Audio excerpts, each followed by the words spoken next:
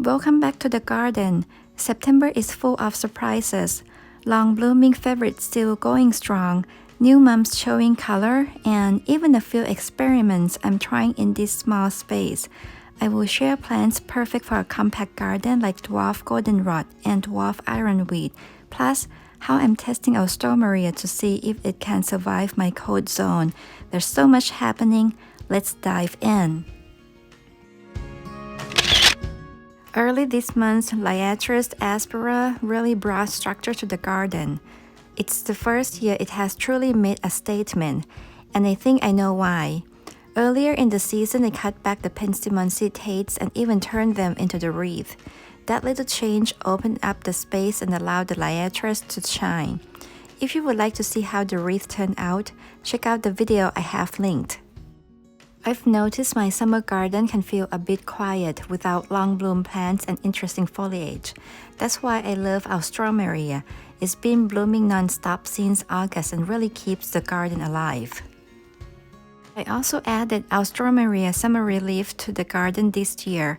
According to Plant Delight Nursery, it's hardy down to zone 5B, which is great for my climate.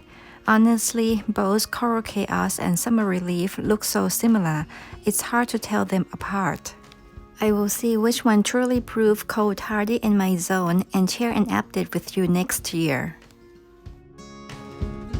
The first new flower to bloom in early September is an anemone. I lost the tag, so I'm not sure which variety it is, but honestly, I'm just so happy to see it. Anemones are such reliable, long-blooming perennials, and they bring so much life to the late-season garden. Another new bloom this month is Mum Stadium Queen. At first, I didn't think I would like the color, but maybe that's because there haven't been many new flowers lately. When this one popped up, it honestly made me so excited to see something fresh in the garden. If you have been following my monthly updates, this is when the long bloom champions stand out. Heliopsis bleeding heart is still blooming strong, while Rudbeckia gold sturm has already faded to the setates. I also have dwarf goldenrod, little lemon blooming. It's only about a foot tall and wide, and it adds such a bright pop of yellow to this spot. As nighttime temperatures drop, the Amsonia foliage is starting to take on a golden tint. At the same time, my dwarf ironweed Veronia Southern Cross is popping the bright purple blooms, creating a striking contrast against the evergreen Forever Goldie Arborvitae.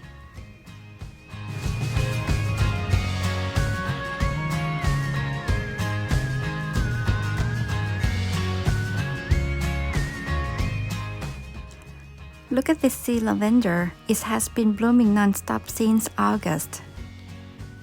And the same goes for the dwarf Russian sage in the back. This side of the garden is still a work in progress. I'm learning what really thrives here. I think I will need to focus more on part shade to full shade plants instead of forcing full sun ones. Creating perfect symmetry is hard and honestly, almost impossible in small urban space, so I'm learning into a more natural and balanced look. Finally, here's my Costco dahlia, Sciolinoschia. It's supposed to have those beautiful twisted petals. Even though it doesn't quite look like what I expected, I still enjoy having it in the garden. I missed a whole week in the garden, leaving early and coming back after dark, so when I finally had time to look around, I was so surprised and excited to see new blooms. A beautiful drift of pastel lavender from Woods Aster had appeared. This compact aster is one of my favorite because it's not only lovely but also highly disease resistant, especially against powdery mildew and rust. Another new perennial mum I planted in spring is Coquette. It's quickly become one of my favorites even though I'm usually not a fan of pink. I'm so excited to see so many mums starting to show their buds. Right now my favorite Jessica Louise is showing different stage of color. It's such a treat to watch.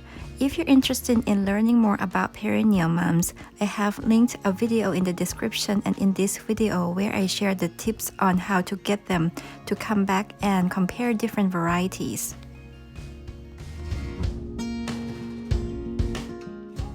A new transplant this year, Asters Lady in Black, is now showing its delicate white petals. I also picked up a Heliopsis Beyond Midnight at the fall sale. I thought it had a blue foliage.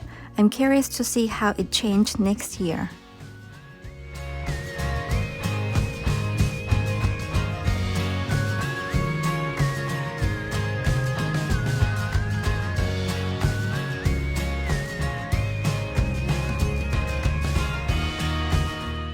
As nighttime temperatures drop, it's clear we are truly entering fall.